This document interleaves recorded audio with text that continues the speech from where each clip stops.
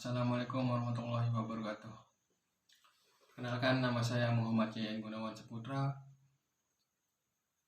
Ini dari Universitas Mataram, Fakultas Hukum, Prodi Ilmu Hukum. Nah, di sini saya ingin menjelaskan tentang perbedaan karakteristik budaya, yaitu bahasa, agama, kedaerahan, suku bangsa, dan tempat lahir. Nah, saya ingin menjelaskan tentang perbedaan karakteristik bahasa. Karakteristik bahasa berarti hubungan antara langsung dengan yang dikembangkan tidak bersifat mutlak, bisa berubah dan tidak dapat dijelaskan.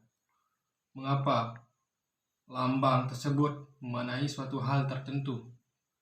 Berarti walaupun jumlah unsur di atas terbatas, tetapi dapat dibuat suatu tujuan ujaran yang akhir hampir dan tanpa terbatas.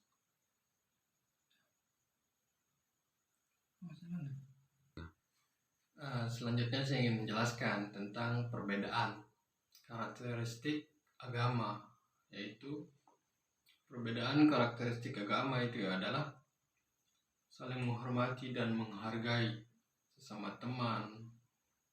Terus orang juga akan lebih menghargai dan menghormati kita dan memperbanyak teman.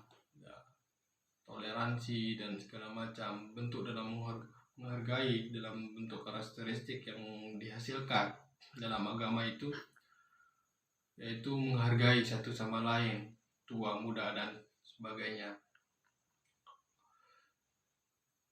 Nanti kita kalau mau dihargai oleh sama teman dan saudara dan orang lain, kita harus menghormati dia, kecil walaupun tua. Dan sifat dari karakteristik agama ini adalah saling menghormati sesama manusia.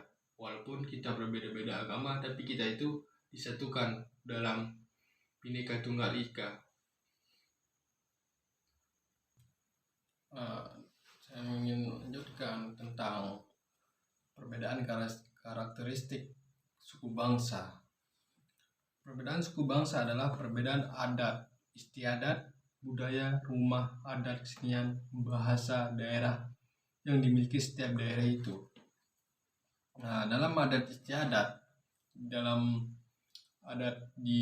suku bangsa Lombok, kita dikenal dengan suku Sasak.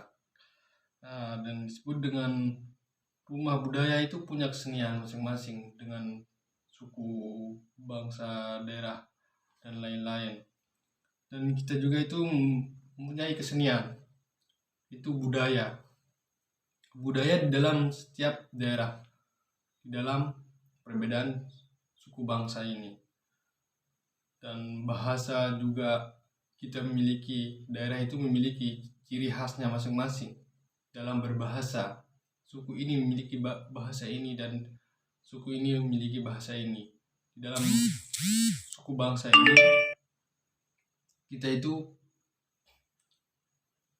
berbeda-beda suku bangsa dan berbeda-beda bahasa, kesenian, budaya, dan adat istiadat kita itu juga berbeda-beda. Selanjutnya tentang perbedaan karakteristik tempat lahir. Nah, kita itu dalam perbedaan karakteristik tempat lahir, kita itu berbeda-beda dengan tempat lahir kita. Di dalam karakteristik kita itu sangat berbeda dengan tempat lahir kita. Teman kita berbagai dalam wilayah, daerah, kita itu berbeda dengan karakteristik kita. Dan di dalam maksud karakteristik tempat lahir itu adalah kita itu ada yang lahir secara ini, ada yang lahir secara itu. Itu yang dimasukkan dalam perbedaan karakteristik tempat lahir.